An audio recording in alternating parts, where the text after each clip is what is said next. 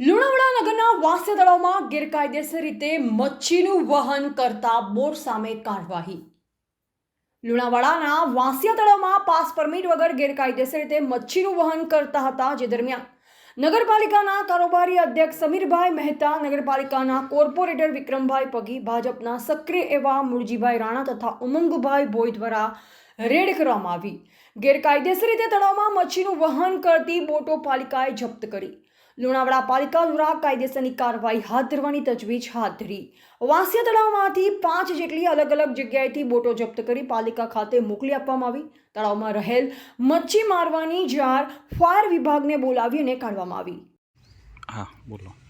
આજરોજ લુણાવાડા નગરપાલિકાના ward number 4માં આવેલ જેનું બ્યુટિફિકેશન થવા જઈ રહ્યું છે એવા કિશન સાગર, કે જેને લોકો વાંસિયા તળાવ તરીકે પણ ઓળખે છે, તેવા વિકાસના કાર્યોની આજે સ્થળ તપાસ માટે અમે આવેલ.